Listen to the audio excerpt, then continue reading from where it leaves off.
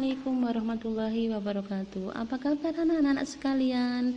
Semoga tetap sehat, tetap semangat, dan tetap dalam lindungan Allah SWT.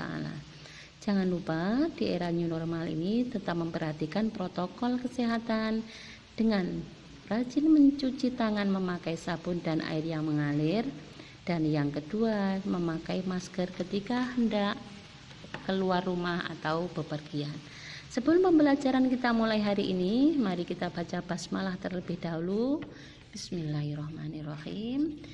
Pada pembelajaran kali ini kita akan mempelajari tentang sistem gerak pada manusia, mata pelajaran ilmu pengetahuan kelas 8 semester 3. Pada pembelajaran kali ini akan kita pelajari KI 3 dan KD 3.1.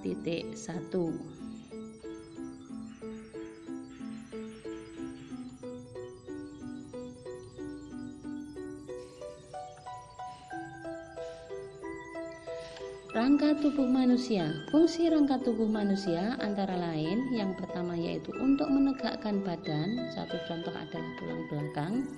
Yang kedua, memberi bentuk badan, misalnya tulang-tulang tengkorak memberi bentuk wajah.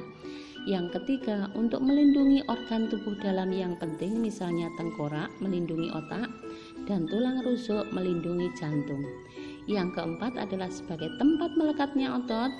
Yang kelima, sebagai tempat pembuatan sel darah merah dan sel darah putih, khususnya di dalam sumsum tulang. Dan yang keenam adalah sebagai alat gerak pasif. Tolong dipahami fungsi masing-masing rangka pada slide yang berikut tadi. Kemudian macam tulang penyusun rangka. Ada 3 macam. Yang pertama, bagian atas adalah tulang tengkorak. Yang kedua, bagian tengah adalah tulang badan. Dan yang ketiga adalah tulang anggota badan. Nanti dipahami masing-masing gambar pada slide berikut. Kemudian macam-macam tulang berdasarkan bentuknya, tulang dibedakan menjadi 3. Yang pertama adalah tulang pipa atau panjang, yang kedua tulang pipih, dan yang ketiga tulang pendek.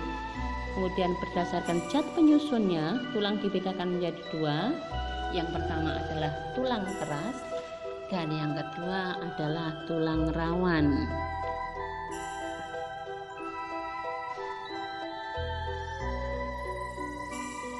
Kemudian pada pembahasan selanjutnya kita bahas tentang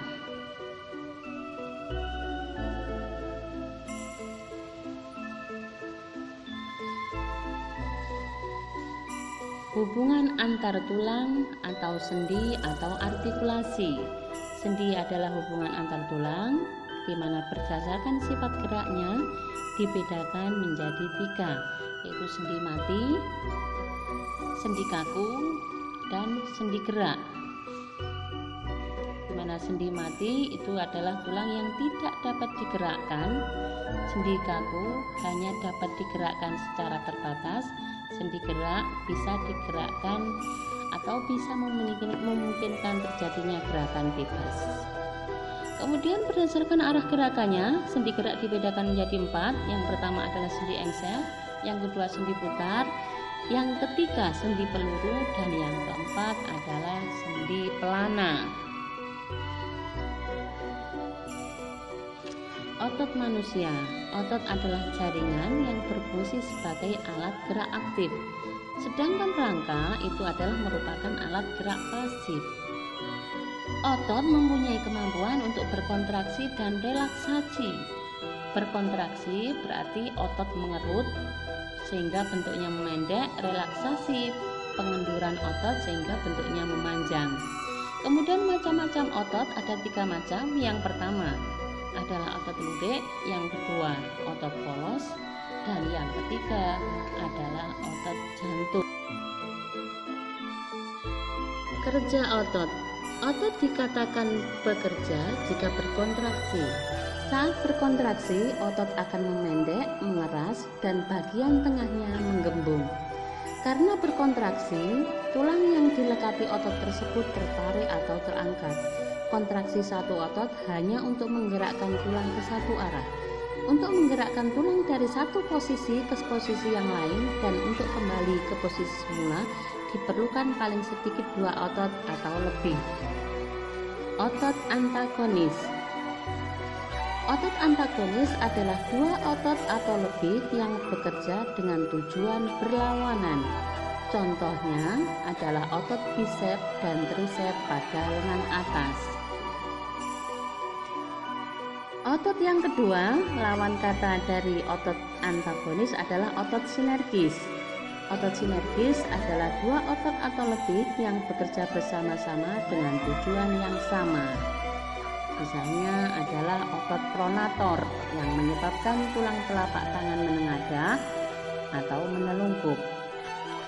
Kemudian kelainan bentuk rangka tubuh manusia. Yang pertama adalah artritis eksudatif, yaitu rasa nyeri pada tulang sewaktu digerakkan akibat peradangan pada selaput sendiri. Yang kedua adalah artritisika, rasa nyeri pada tulang sewaktu digerakkan akibat kekurangan minyak sinovial. Dan yang ketiga, rasa sakit pada sendi lutut dan pangkal paha berupa infeksi karena penyakit sifilis atau gonorea. Kemudian kelainan bentuk rangka tubuh manusia. Yang pertama adalah kanker tulang. Yang kedua adalah nekrosis.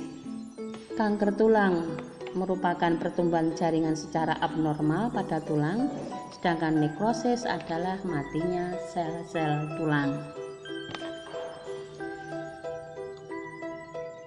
Kanker tulang ada kanker tulang primer dan ada kanker tulang sekunder. Itu tadi adalah pembahasan untuk sistem gerak pada manusia, kurang lebihnya mohon maaf, semoga bermanfaat. Cukup sekian dan terima kasih. Wassalamualaikum warahmatullahi wabarakatuh.